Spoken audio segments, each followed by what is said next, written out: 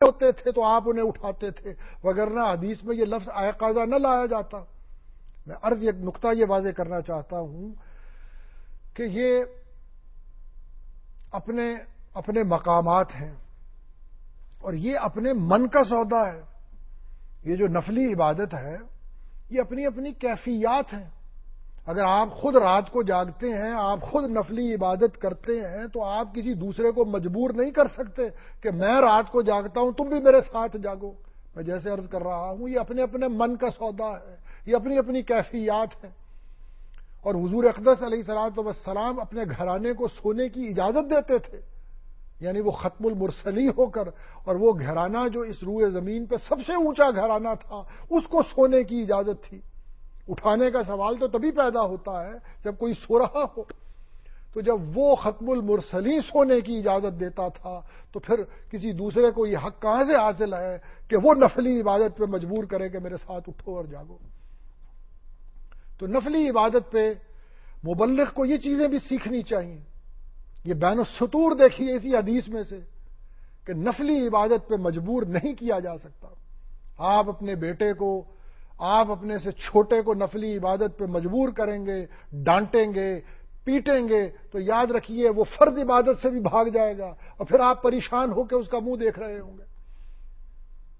یسرا ولا تعسرا، حضور اقدس علیہ الصلوۃ والسلام نے فرمایا کہ یہ دین جو ہے اس کو آسان بنا کے لوگوں کے سامنے پیش کرو۔ یہ تو محبت کی چیز ہے، اسے ہوا مت بناؤ۔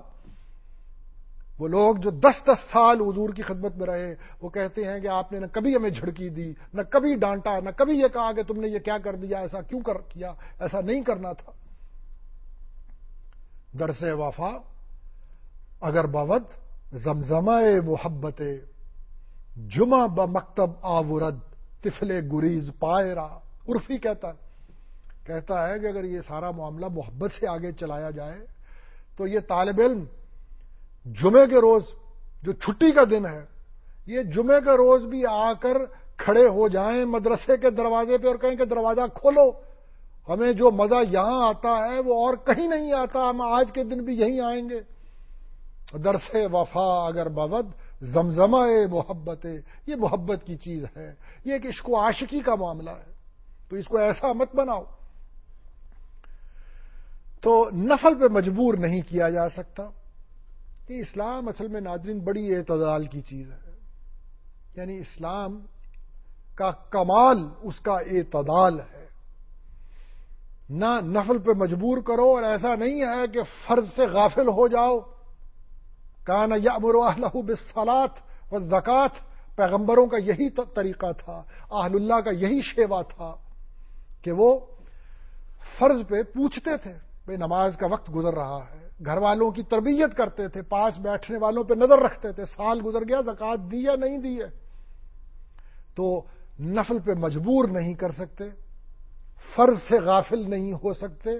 ادعو الی سبیل ربک بالحکمہ، یہ جو اعتدال کا راستہ ہے، یہ جو دین کا معاملہ ہے، اس کو بڑی دانائی کے ساتھ پورا کرنا چاہیے۔ ناظرین، یہ جو آخری 10 دن ہیں اس میں جیسے میں نے ان باتوں کا ذکر کیا، ایک اعتکاف بھی ہے۔ حضور اقدس علیہ الصلوۃ والسلام 10 روز اعتکاف فرمایا کرتے تھے۔ ایک سال آپ اعتکاف نہ کر سکے تو اگلے سال آپ نے 20 روز اعتکاف فرمایا۔ ایک سال اعتکاف نہ کر سکے تو شوال میں اعتکاف فرمایا۔ یہ کل باتیں ہیں اعتکاف کے بارے میں جو حدیث شریف میں آتی ہیں۔ تو اگر آپ کے ذہن میں یہ خیال پیدا ہو کہ یہ کیا موقع ہوا، وہ وقت تو گزر چکا، اور ہر سخن جائے اور ہر نقطہ مقام دارت، بات جو ہے موقع محل سے ہونی چاہیے، تو گو مکمل اعتکاف تو ناظرین 10 دن کا ہی ہوتا ہے۔ لیکن اب کیونکہ مسئلہ یوں سنا دیا گیا ہے اور لوگ یہ کہتے ہیں کہ بھی اس دور میں تو ہم دفتر جاتے ہیں اور کاروبار کرتے ہیں اور وقت نہیں ملتا ہے، اور ساتھ نفس امارہ بھی حیل و حجت کرتا ہے، تو بات یہاں پہ ٹھہرتی ہے کہ جی اعتکاف اس دور میں کیسے ممکن ہے، یہ تو نہیں ہو سکتا۔ تو میں عرض یہ کرتا ہوں کہ اعتکاف جو ہے یہ 3 دن کا بھی ہوتا ہے، اعتکاف 1 دن کا بھی ہوتا ہے۔ حضرت عمر رضی اللہ تعالیٰ عنہ نے حضور اقدس علیہ الصلوۃ والسلام سے عرض کیا کہ میں نے دور جاہلیت میں ایک نظر مانی تھی کہ میں 1 رات مسجد حرام میں اعتکاف کروں گا۔ تو آپ علیہ الصلوۃ والسلام نے ارشاد فرمایا کہ اوف بنظرک، اپنی نظر کو پورا کیجیے. بڑی اچھی نظر آپ نے مانی تھی، اسے پورا کیوں نہیں کیا؟ اعتکاف ایک دن کا بھی ہوتا ہے، اعتکاف چند گھنٹوں کا بھی ہوتا ہے.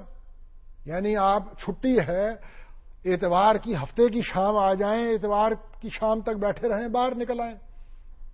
چند گھنٹے کے لیے عصر کے وقت آ جائیں، شام کے وقت باہر نکل آئیں.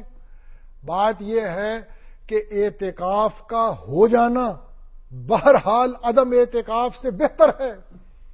وہ کچھ دیر کے لیے ہی صحیح سنت پہ عمل پیرا تو ہو جائیں گے. فتشبہوا ان لم تکونوا مثلہم، اور تم ان جیسا روپ ہی دھار لو. اگر تم اولیاء جیسے بن نہیں سکتے ہو تو کچھ دیر کے لیے ان کا روپ ہی دھار لیا کرو. آپ روپ تو دھار لیں گے، کچھ دیر کے لیے معتکف تو ہو جائیں گے، تو چند گھنٹوں کے لیے ہی صحیح.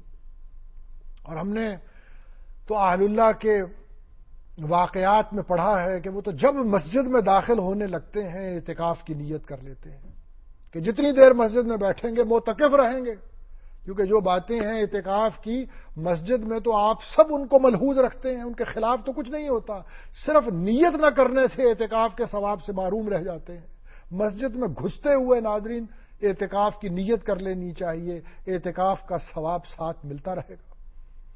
تو جیسا میں نے عرض کیا کہ یہ کمال اعتدال ہے اسلام میں. اب یہ جو اعتکاف بھی ہے اس کو بھی دیکھ لیجئے کہ یہ ترک اختلاط نہیں کہا کہ لوگوں سے ملنا بند کر دو، قلت اختلاط، لوگوں سے ملنا کم کر دو. اور یہ بھی جو ہے اعتکاف کے لیے یہ نہیں کہا کسی پہاڑی کی چوٹی میں، کسی کھو میں، غار میں بیٹھ جانا، کسی ویرانے میں چلے جانا. اسلام جو ہے وہ ایسی خلوت کی حمایت نہیں کرتا کہ جہاں آپ لوگوں سے بالکل کٹ جائیں، نہ آپ کا فائدہ لوگوں تک پہنچے نہ لوگوں کا نفع آپ تک پہنچے. اسلام اسے ڈسکریج کرتا ہے. اسلام یہ کہتا ہے کہ خلوت تنہائی سے، یہ جو تنہائی ہے یہ بری صحبت سے بہتر ہے تنہائی، اور اچھی صحبت یہ تنہائی سے بہتر ہے. اس لیے دیکھیے اعتدال کیا بنایا، کہا کہ مسجد میں بیٹھو، مسجد میں جہاں نمازی بھی آئیں گے تمہارا فائدہ ان تک پہنچے گا، ان کا فائدہ تم تک پہنچے گا. یہ مقصد ہے، یہ نہیں ہے کہ لوگوں سے کاٹ کر. اسلام بالکل سپورٹ اس معاملے کو نہیں کرتا. یہ جو الگ بھی بیٹھنا ہے یہ بھی لوگوں کے فائدے کے لیے ہے کہ کچھ روز آدمی الگ بیٹھے اور جتنا اپنا کھوٹ ہے اس کو دور کرے، اس سے دعائیں مانگے. نقنی من الخطایا کما ینق الثوب الابیض من الدنس، کہ میری جو زنگ ہے، جو میری خطائیں ہیں مجھے صاف کر دے یا اللہ. جس طرح کپڑا ہوتا ہے سفید